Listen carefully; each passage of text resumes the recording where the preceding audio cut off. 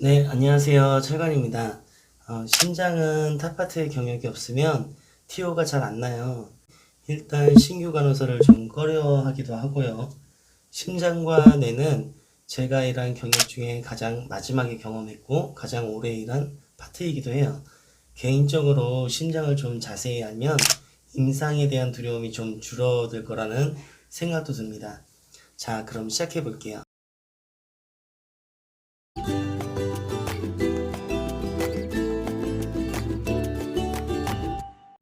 우리 심혈관 센터에 오시는 환자들을 케어할 때 프리와 포스트 케어를 하죠.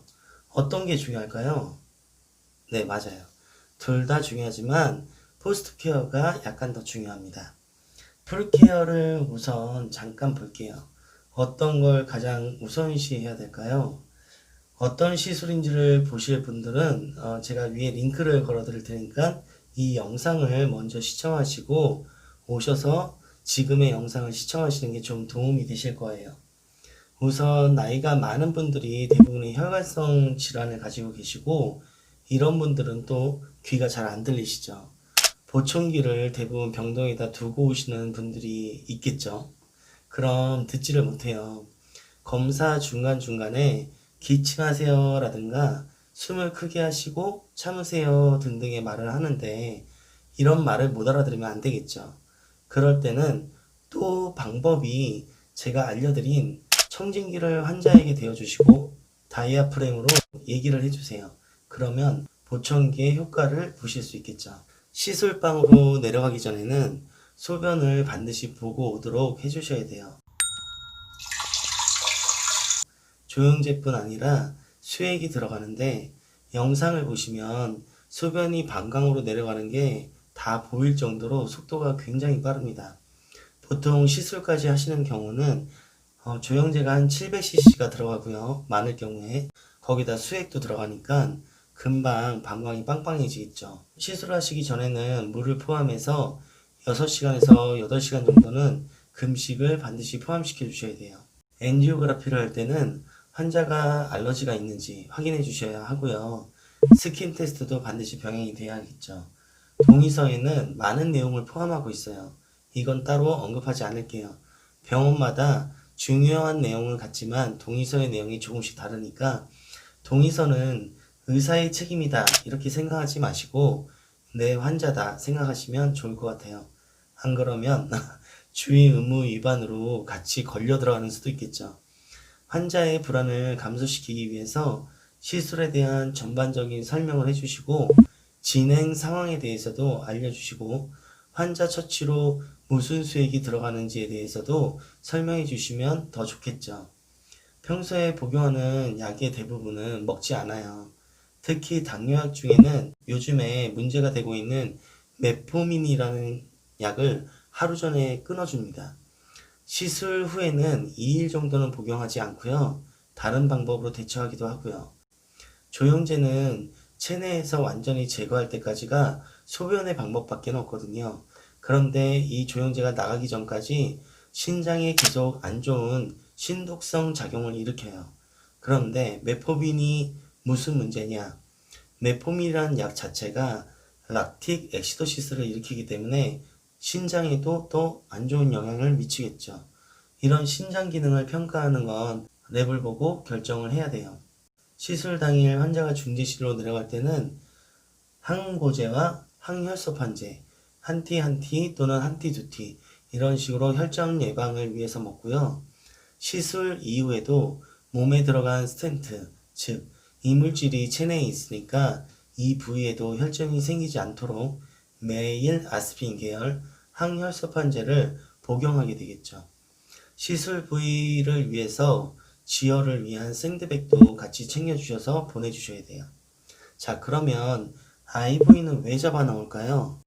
시술 중에 알러지 증상이 올 수도 있고요. 또 심정지 상황이 일어날 수도 있어요. 조영제 자체가 지금은 많이 좋아졌지만 예전에는 많이 독했거든요. 그래서 체스트 페인, 기침, 부정맥도 유발하는 한 원인이 됐었어요. 그래서 라인이 필요한데 라인을 할 때는 여러 가지를 고려하는데 오더의 라이트냐, 레프트냐 라고 이야기가 없다면 그냥 잡으세요. 단, 시술 부위를 피해야 하니까 메디안 베인의 라인을 잡는 게 좋겠죠. 보통 손목의 동맥으로 왼쪽이냐 오른쪽이냐 이렇게 다 사용할 때가 있어요. 오더상의 내용이 없다거나 아니면 그렇지 않더라도 그냥 메디안 베인에 잡는다고 생각하시면 좋을 듯 합니다. 그리고 심혈관 조형을 할 때 환자를 세데이션 시킨다고 오해하시는 분들이 있어요. 하트레이트가 너무 빨라도 그리고 혈압이 너무 높아도 검사를 하기가 힘들어요. 카테터를 관세동맥에 걸어야 되는데 화면을 계속 보고 있으면 바다에서 수영하는 것처럼 하트레이트 속도가 너무 빨라서 속이 막 울렁거릴 정도로 카테터를 걸 수가 없는 상황이 있어요. 이런 환자의 심한 불안을 감소시키기 위해서 우리가 보통 디제피라는 약물을 써서 환자를 세데이션 개념보다는 완전히 재우는 게 아니고 살짝 불안감을 해소시켜준다. 이렇게 생각하시면 좋을 것 같아요. 그런 약물들을 사용하죠. 환자의 증상을 놓치는 경우가 있기 때문에 더욱이 완전한 세데이션은 절대 하지 않아요. 그러면 검사실 간호사는 환자가 내려오면 쉐이빙이 되어 있거나 쉐이빙이 되어 있지 않으면 쉐이빙을 해주고, 물론 대퇴 부위를 쉐이빙을 해주는 거겠죠. 어느 부위인지 아시겠죠? 네. 그런 다음에 이제 우리 어시스트가 들어가서 시술 부위를 소독을 해주고 소독포로 덮어준 다음에 다시 우리가 시술할 수 있는 수술포를 덮습니다. 보통 국소 마취를 오퍼레이터가 하는데 검사 중에 우리가 꼭 설명해 줘야 될 게 카테터나 와이어가 혈관을 통과 시에는 심장이 덜컥 내려앉는 느낌 또는 조영제 때문에 화끈거리는 느낌이나 쇠한 느낌이 있을 수 있고 또 기침이나 심장진 같은 증상이 있을 수 있다는 것을 미리 알려주셔야 돼요. 그래야지 환자가 불안해하지 않고 검사를 진행할 수 있겠죠. 근데 이런 검사가 없을 경우에는 100이면 100 환자들은 굉장히 불안해하세요. 그래서 마일드하게 세데이션을 시킬 수밖에 없는데 불필요한 약을 줄 필요는 없으니까 꼭 검사의 진행 과정을 설명해 주시는 게 좋겠죠. 환자는 바로 누운 슈파인 자세로 시술이나 검사가 끝날 때까지는 움직이지 못해요.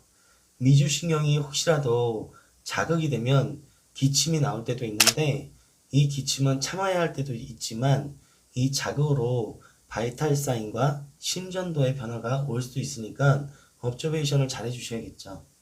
검사 중에는 증상 완화 목적으로 NTG를 대부분 주고요. 관상동맥을 확장시켜서 혈액순환을 높여주는 기능을 하죠. 통증이 있을 경우에는 보통 진통제로 몰핀을 사용하는데 이 몰핀은 우리가 말하는 마약성 아편제라서 중추신경 억제 효과도 커요. 그래서 환자의 호흡수가 12회 미만이라면 주면 안 되겠죠. 조영제 알러지 검사를 하는데 이건 알러지가 있다고 해서 우리가 검사나 시술을 못하는 건 아니에요. 간단한 문진으로 해산물이나 과거에 조영제에 대한 알러지 반응이 있었는지를 물어봐야 돼요. 그런 반응이 시술 도중에 일어난다면 항히스타민 제제를 써서 검사나 시술을 하면 되니까 크게 걱정하지 않으셔도 돼요. 하지만 확인은 꼭 하셔야겠죠. 조영제로 인한 독성을 보기 위해서 흉통 발생 시에는 반드시 간호사나 옆에 있는 시술자에게 이야기하도록 환자에게 교육을 시켜주셔야 되고, 시술 후에는 테크니션 또는 인턴이 지혈을 하는데요. 한 15분에서 길게는 한 30분까지 걸려요. 이후에는 샌드백을 올려서 3시간 정도, 길게는 6시간 정도 안정된 자세로 슈파인 자세로 ABR 할 수 있도록 환자를 유지시켜 주셔야 됩니다. 만약에 대퇴동맥이 막히면 순환이 떨어지니까 어떻게 되겠어요? 난리가 나겠죠. 트랜스퍼 가는 곳에 인계를 잘 주셔야 되고, 인계를 받는 곳에서는 환자의 랩을 나가서 랩 수치가 어떤 결과를 보여주고 있는지도 꼭 확인하셔야 되고, 환자가 시술방에서 헤파린이 얼마나 사용되었는지도 확인을 해주시면 참고사항이 되겠죠.